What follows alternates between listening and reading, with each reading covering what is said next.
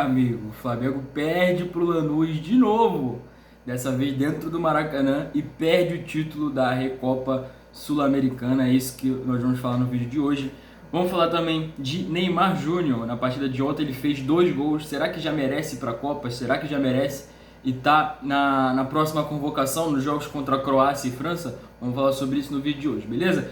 Antes de mais nada, deixa o seu like, se inscreve no canal e ativa o sininho para você não perder nenhuma notificação. Se você ainda não me conhece, meu nome é PH Miranda, eu faço vídeo de futebol praticamente todos os dias aqui no YouTube, beleza? Então é muito importante que você se inscreva no canal, deixe seu like e ative o sininho para você não perder nenhuma notificação dos próximos vídeos, beleza? Bom, outro recado também é para você me seguir nas redes sociais, tá aqui na descrição do vídeo, então pausa o vídeo rapidinho, desce aí. Na descrição do vídeo você vai encontrar o meu Instagram, o meu Twitter, né, o X, e o TikTok também. Então é muito importante que você me siga lá para ajudar a impulsionar o meu trabalho, beleza? Bom, vamos começar falando do Flamengo, cara. Eu não cheguei a comentar muito sobre o jogo lá nas redes sociais, mas justamente para deixar para falar tudo aqui.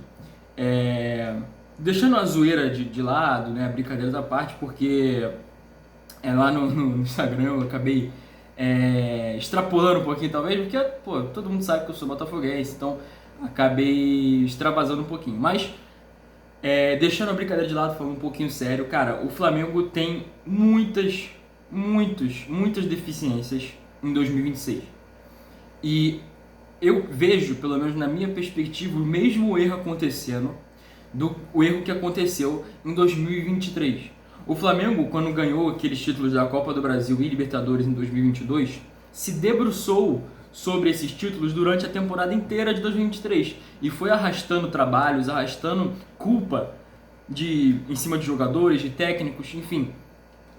Porque o Flamengo ganhou 2 títulos, vem de 2 títulos no ano passado. O Flamengo ano passado ganhou praticamente tudo no futebol brasileiro. Ganhou o Brasileirão, ganhou Campeonato Estadual, só ficou faltando realmente a Copa do Brasil, né? De títulos nacionais pro Flamengo. Além disso, perdeu a Supercopa esse ano, mas ano passado, especificamente, os títulos que teve, o Flamengo quase gabaritou os títulos. Então, vem de uma temporada espetacular e esse ano muitas coisas têm sido arrastadas. E eu não digo nem do trabalho do Felipe Luiz, tá? Eu acho que pra mim ele é um dos últimos dos culpados. E por que eu digo isso? Porque já vou falar sobre isso, porque tem muita gente que coloca a culpa inteira no Felipe Luiz. Eu acho sim que ele tem culpa, tá? Não tô tirando a culpa do Felipe Luiz, óbvio que não. Porém, eu vejo muito mais uma falta de querência dos jogadores do Flamengo do que uma deficiência tática do Felipe Luiz ou algo assim do tipo, tá? De verdade, eu vejo isso. E, bom, falando do jogo de ontem especificamente, o Flamengo perde mais uma vez pro Lanús, no tempo normal, obviamente, ganhou, tá? Mas era o mínimo que a torcida do Flamengo esperava, ganhar do Lanús em casa. Era o mínimo. Na prorrogação, o Lanús vai lá e faz 2 gols. Mas o que a gente tem para falar justamente dessa partida e trazendo um pouco também da última, contra o próprio Lanús no primeiro jogo. O Flamengo teve um futebol apático. O Flamengo teve um futebol de um time pequeno, enfrentando um time argentino, enfrentando um time que é difícil, tá? Eu não estou dizendo que o Flamengo tinha que amassar o Lanús.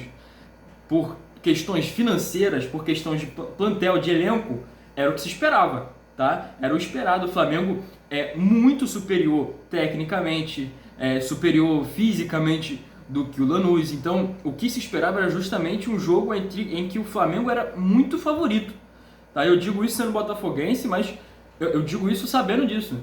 Que o Flamengo era muito favorito, mas obviamente a gente não pode... não existe favoritismo em jogos assim tão decisivos, né? Jogos tão grandes. Enfim, e o que se esperava era justamente isso. E o que a gente viu dentro de campo é uma postura do Flamengo de time pequeno.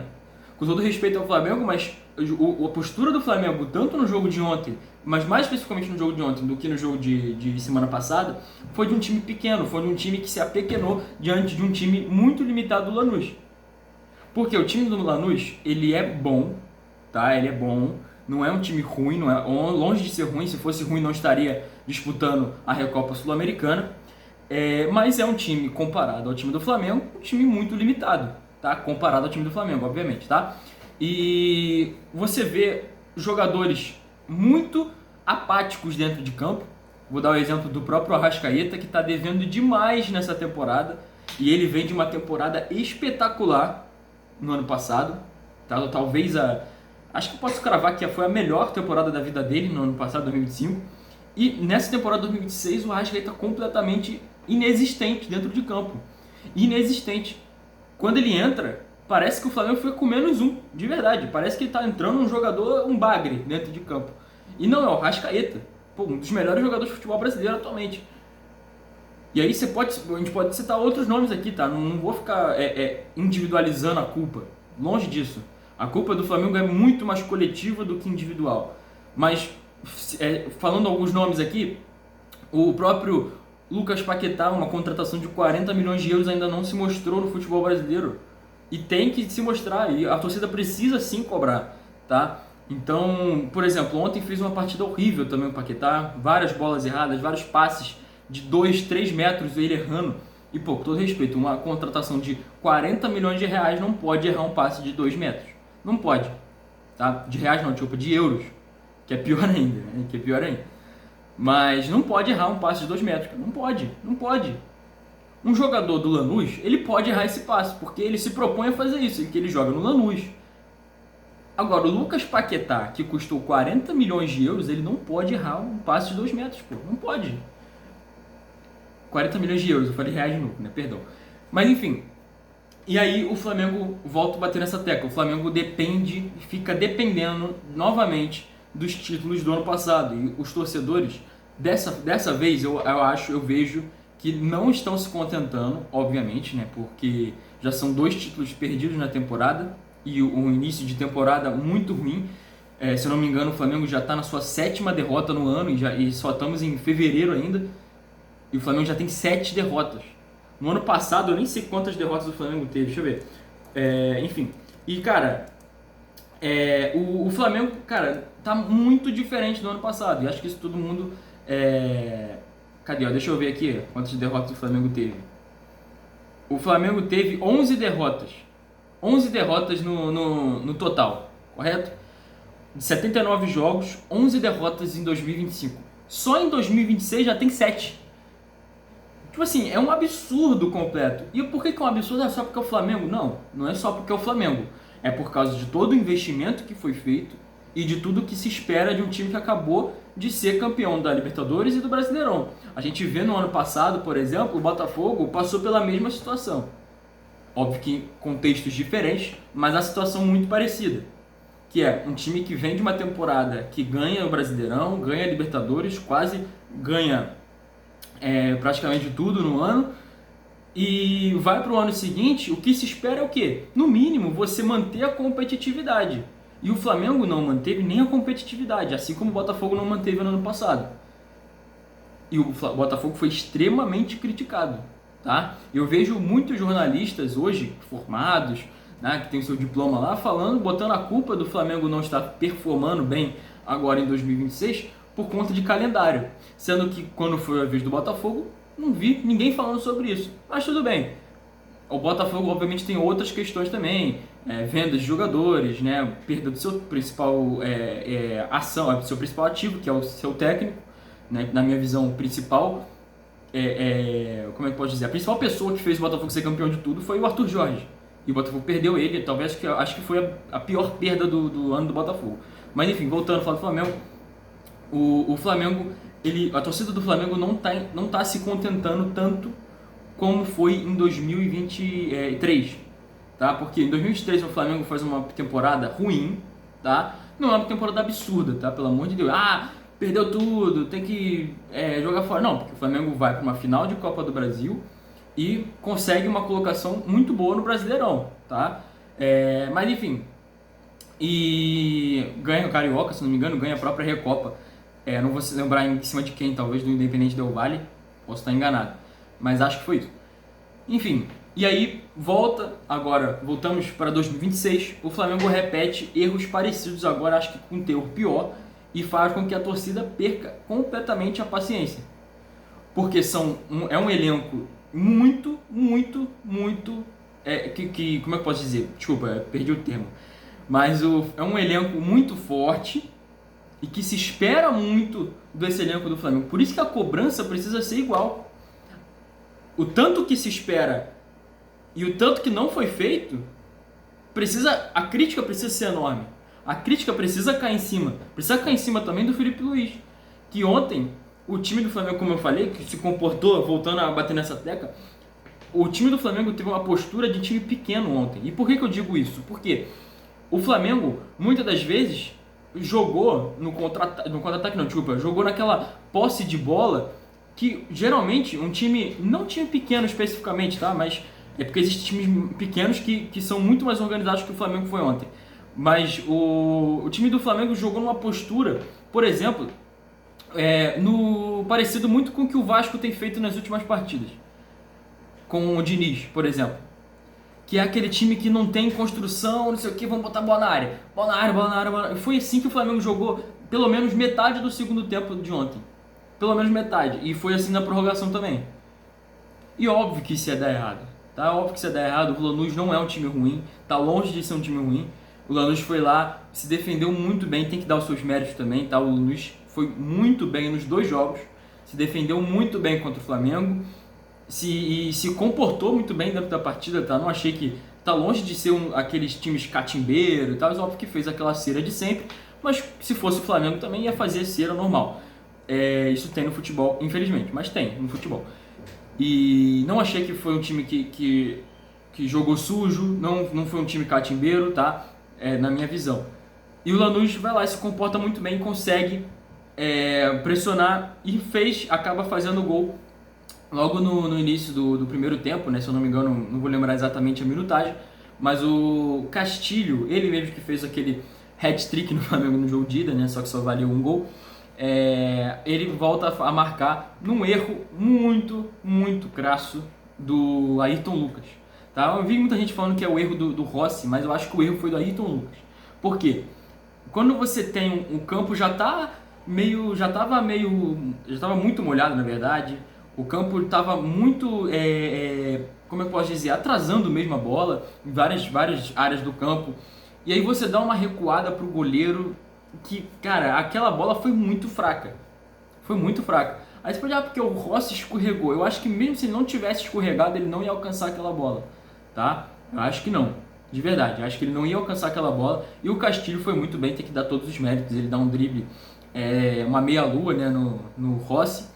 E só empurra pro gol sem goleiro. E aí o Lanús abre o placar dentro do Maracanã. E aí a coisa começa a se complicar ainda mais pro Flamengo. Que logo em seguida consegue um pênalti. Que, cara, se não tivesse esse pênalti, o Flamengo ia se complicar demais na partida. Mas parece que os deuses do futebol ouviram as orações do torcedor do Flamengo e deram esse pênalti pro Flamengo, porque o Flamengo voltou para a partida assim, com o gol do Arrascaeta batendo o pênalti, que quase que o goleiro do Lanús pegou, tá? Quase que pegou.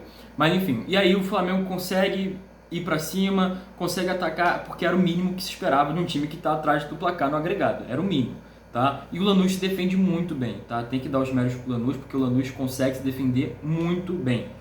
Porém, o Flamengo não consegue ser efetivo nos seus ataques. Tá? E é o que eu falei, bato nessa tecla de novo. A construção do Flamengo ontem foi pífia, foi mínima, foi uma coisa horrorosa. Foi coisa de time, de meio de tabela do Brasileirão. Que tá perdendo o jogo e aí, no desespero, coloca a bola na área, não tem aquela construção no meio de campo, não tem aquele ataque vertical que a gente viu muito do Flamengo no ano passado.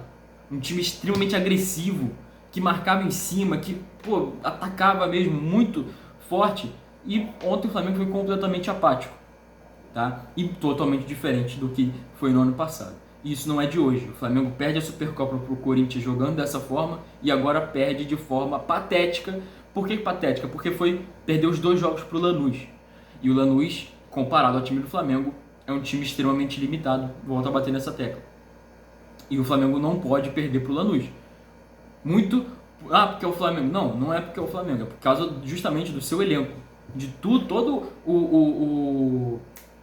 o investimento que foi feito em cima do time. O Flamengo não pode perder pro Lanús, que é um time que ganhou o Sul-Americano, tudo bem, mas não é um time forte na Argentina, não é. Lanús esse que, por sinal, é carrasco de times brasileiros, né? Bateu o Vasco na fase de grupos da Sul-Americana, no mata-mata eliminou o Fluminense, eliminou o Galo na final, né? Ganha do Galo na final da Sul-Americana e agora ganha do Flamengo na final da Recopa. Mas enfim, vamos falar de outra coisa agora, vamos falar do Neymar Júnior, tá? Ontem tivemos o jogo entre Santos e Vasco, a vitória do Santos dentro da Vila Belmiro. Não vou falar sobre o jogo especificamente, tá? Porque eu não consegui assistir o jogo inteiro, mas eu assisti os lances, eu assisti um pouco do Neymar também no jogo de ontem. Enfim, não vou falar muito de polêmica não, vou falar do que eu acho que pode ser interessante pra gente como brasileiro, que é o seguinte: o Neymar deve ir pra Copa ou não? E a minha opinião é a seguinte: ele precisa estar na Copa, o Neymar Júnior precisa estar na Copa do Mundo de 2026. E aí você fala, mas só porque ele fez 2 gols no Vasco da Gama sem técnico? Não é isso. É porque o Neymar Júnior, antes do Neymar ter feito 2 gols na partida de ontem, eu já falava isso. Se você não viu aquele meu vídeo fiz uma tier list dos jogadores que podem ir para a Copa ou não, vê aí no canal, tá na playlist de tier list. Então é muito importante que você veja lá, porque eu bati nessa tecla de novo. Cara, são 26 vagas para a Copa do Mundo. Não é possível que uma não pode ser do Neymar, que, com todo respeito, mal fisicamente, ele ainda continua sendo melhor do que o pior jogador da seleção atualmente. Tá? O pior jogador da seleção atual, quem é? Eu não vou citar nomes, individualizar. Mas, por exemplo, aqueles jogadores que sempre vão para a Copa para ser banco, sempre. Sabe? Que, por exemplo, na Copa de 2022 foi o Daniel Alves, lembra? Que ele vai só para fazer um vestiário ali. Em 2018 foi o Tyson, se eu não me engano, né? Que não entrou em nenhum jogo, enfim. Cara, esse jogador sempre existe nas Copas do Mundo. Sempre existe. Em 2026, por que não pode ser o Neymar? Que é um jogador que eu acho sim que pode agregar para a seleção brasileira, com a sua qualidade, com a sua técnica. Eu não estou dizendo que ele vai ser titular. Tá? Não tô falando que o Neymar tem que ser titular, mas que ele tem que estar no grupo, eu acho que sim. Tá? Porque ele tem muito a agregar nessa seleção brasileira, entrando no segundo tempo, quando o time do outro lado já estiver mais desgastado, eu acho que sim que ele pode fazer a diferença num jogo importante, porque o Neymar Júnior sempre foi decisivo ao longo da sua carreira. E ter ele num momento tão importante para o Brasil, que o Brasil nunca esteve tão reforçado nos últimos anos, acho que de 2014, acho que nem 2014, porque 2014 se esperava muito daquele Brasil, foi vexatório, beleza, mas o pré-Copa foi uma das favoritas para ganhar a Copa, né, o Brasil. Mas de 2018 para cá, talvez essa seleção seja a mais forte de todas, que tem os principais nomes do mundo, um dos principais nomes do mundo em cada posição, tirando as laterais. Mas, por exemplo, no gol, a gente tem o Alisson, que é um dos melhores goleiros do mundo atualmente. Na zaga, a gente tem o Marquinhos e o Gabriel Magalhães, que são 2 dos melhores zagueiros do mundo atualmente. No meio de campo, a gente tem Bruno Guimarães, a gente tem Casemiro, a gente tem, enfim, outras opções também que são muito bons jogadores. E no ataque não precisa nem falar nada, né? Rafinha, um dos melhores jogadores do mundo. Vinícius Júnior, um dos melhores jogadores do mundo. Estevão, uma promessa absurda que pode destruir nessa Copa. Endrick, João Pedro. Ou seja, é um time que está muito forte. A seleção brasileira hoje é muito forte. Óbvio que falta encaixe. Falta encaixe porque, infelizmente, a seleção do Ancelotti, o Ancelotti demorou muito tempo para assumir. Então, eu achei que o planejamento foi muito mal feito. Tá? O planejamento foi muito mal feito, principalmente pela gestão passada da CBF. Mas uma seleção que agora está sendo bem gerida, principalmente pela CBF, o presidente Samir Chaude está fazendo uma ótima gestão até agora, tá? E agora a seleção está minimamente num rumo. O Neymar precisa estar nesse grupo. O Neymar precisa estar nesse grupo, precisa ser testado com jogadores de alto nível do seu lado. Porque ele é um jogador de alto nível, ele já se mostrou diversas vezes. A gente não pode individualizar um jogo, generalizar uma partida só e para definir o rumo da carreira do Neymar, como foi a partida contra o Novo Horizontino. Que, aliás, ele foi mal, ele foi ruim naquela partida, mas eu não acho que tenha sido estrondosa a partida do Neymar, no lado ruim, né, que eu digo. Eu não acho que o Neymar tenha sido pavoroso na partida. Ele foi ruim, ele foi mal, mas não foi péssimo. Está longe de ser o pior jogador do jogo do Santos naquele jogo, tá? Obviamente, por ser o Neymar, já ganha esse status maior, já ganha o mérito inteiro, seja ruim ou não, da partida, do resultado, cai em cima dele, independentemente da partida dele ou não, tá? Infelizmente a gente tem isso no Brasil, que as pessoas deixam de analisar o contexto e analisam apenas a pessoa, né? Enfim, e o resultado, obviamente.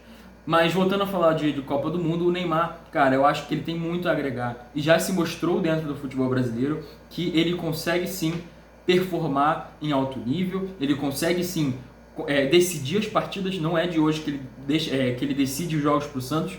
Vale lembrar que ano passado ele faz uma reta final muito boa pelo Santos, tanto que ele faz um hat-trick no Juventude, faz um gol, não sei se dois, no Sport.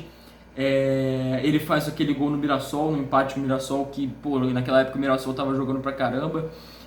Ainda tá, né? Mas naquela época o Mirassol tava fulminante. E o Neymar consegue empatar com o Mirassol. Neymar não, tipo, o Santos consegue empatar com o Mirassol por causa do gol do Neymar.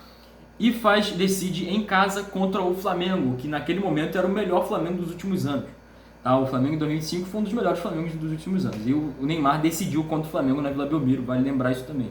Ou seja, porque o Neymar só consegue jogar bem contra time pequeno. Não é verdade. Decidiu contra o Flamengo e decidiu em vários outros jogos também. Então, o que a gente pode falar sobre o Neymar negativamente, para dizer que eu acho que ele deve ir para a Copa, é a questão física. Porque qualidade todo mundo sabe que ele tem. Tá? Tirando os haters do Neymar, né, que acham que ele não joga nada, que acham que são pessoas cegas, mas tudo bem. Tirando essas pessoas, a parte física é o único empecilho que pode tirar o Neymar da Copa do Mundo, na minha opinião. Tá? E cara, temos uma notícia boa. No jogo de ontem já acho que a segunda ou terceira partida dele que ele consegue jogar os 90 minutos. Tá? O Neymar joga o tempo inteiro, ele não saiu. Tá? A gente viu muito isso no ano passado, dele entrando no jogo e depois saindo e tal. Mas nesse começo de 2026, quando ele volta dessa operação no joelho, ele tem se mostrado fisicamente muito bom. E na partida de ontem eu gostei muito, ele conseguiu dar piques importantes. Tá? Óbvio que não é igual aquele Neymar de 2011, que estava no seu auge físico em 2017, sei lá. Óbvio que não, tá? Óbvio que não. Mas, em comparação ao que a gente tinha do Neymar antes, ele está muito melhor. Isso é fato. Tá muito melhor fisicamente e muito melhor também tecnicamente, tá? Eu gostei muito da partida do Neymar ontem, faz 2 golaços, tá? E, enfim...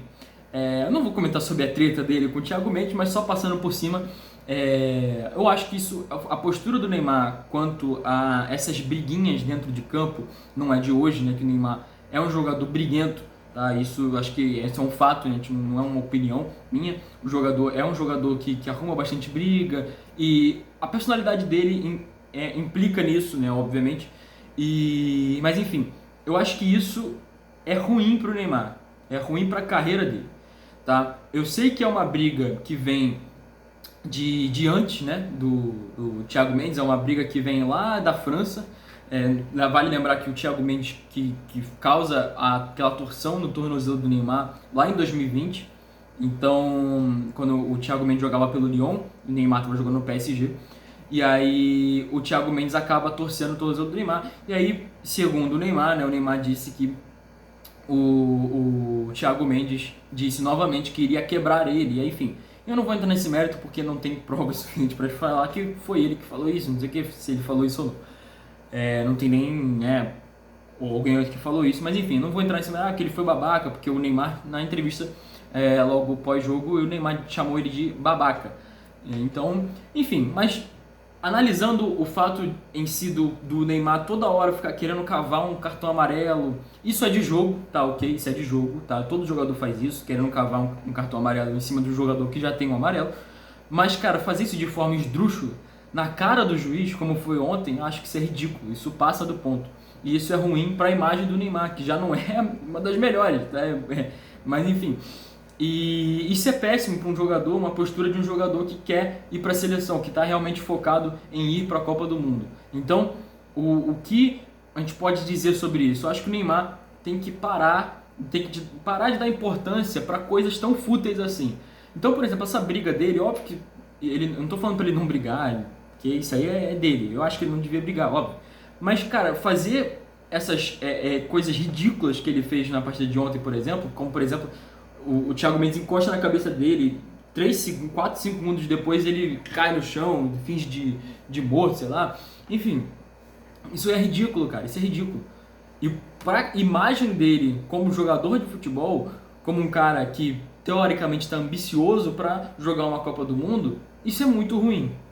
Isso mostra que ele está mais preocupado em vencer, entre aspas, uma briga com um jogador de Brasileirão do que, por exemplo, mostrar o seu futebol dentro de campo. Isso não vale para a partida de ontem, tá? Porque o Neymar jogou muito bem.